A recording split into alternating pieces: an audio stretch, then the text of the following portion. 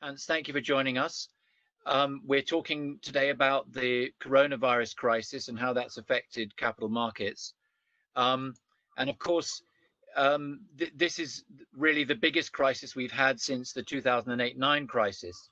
And that episode caused a big rethinking of how companies run their finances. And, companies, of course, have had 10 years to put the house in order. So I'm interested to ask you whether you think that's worked, whether the lessons from the last crisis have been learnt, and whether in fact companies are in better shape this time round. No, exactly, John, and thanks for having me. I think it's a fair statement that it's not only the corporates who've learned the lesson, but I think in general it's the entire system, right? I mean, back in 08 and 09, we really had a financial crisis, banks being part of this crisis, being part of the problem. And I think the reaction from central banks was not really super fast, and the measures which have been implemented in the first place were maybe not as strong as they could have been in hindsight. So what we saw is in 08, 09, the period of the crisis and the market being in limbo, that took quite some time. So bearing in mind that the iTrax, that peaked in February 09. So that was quite a long period of time when the market had to face this extended volatility. Now talking about 2020 and the impact of this, completely unprecedented crisis scenario we are currently facing. Talking about banks, in contrast to 08, 09, banks are not seen as the part of the problem, but rather part of the solution. So, looking at the capital ratios, much better shape nowadays. Corporates, they started to broaden their refinancing toolbox. They termed out their debt profiles quite significantly. And also maybe they thought about changing or adjusting their groups of banks, which might be there for them to step in if and when needed. And last but not least, and I think this is the biggest differentiating factor nowadays, is that the central banks really have learned the lesson.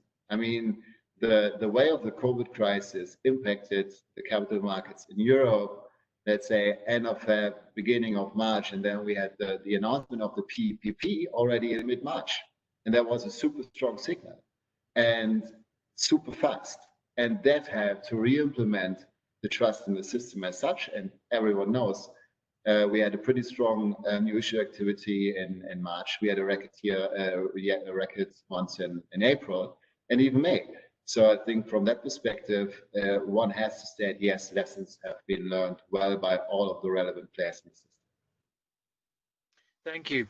It's interesting, isn't it, that the system does seem more resilient, but at the same time, it's also required state help and central bank help very, very quickly. And it's not that the system seems to be coping without that. Now, one of the main things that companies do to be prepared for trouble is to have access to more than one source of funding. That's been one of the big mantras over the last 10 years. So I'd be interested in your thoughts on whether that's actually worked. When the crisis hit, were companies actually able to take advantage of all those options, or did they find that in the end, there was really only one that actually worked? Right. Obviously, I guess the simple answer to the question would be yes. It is always, important and supportive if you have access to various sources of funding. That goes without saying. But I would also add that it's not only the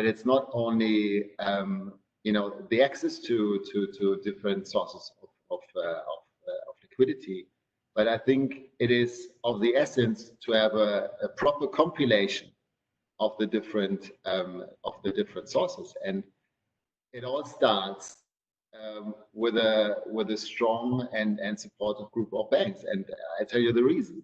There's one pattern which is similar to all the crises we've seen in the past. So the first thing which is being impacted most is short-term liquidity. And now if you're in a situation that you have refinancing needs coming up, you have to secure liquidity.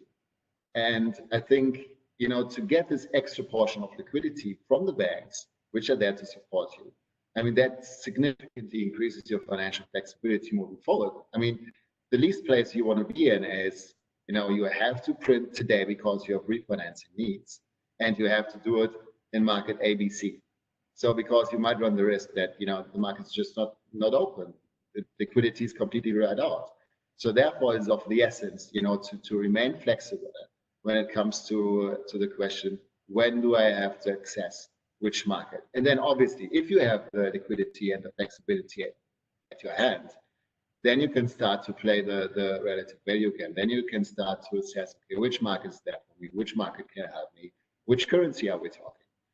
So I think, for those companies which have liquidity needs in the short term, I think it all starts off with having a very supportive and strong banking group, and really can build upon this on this fact.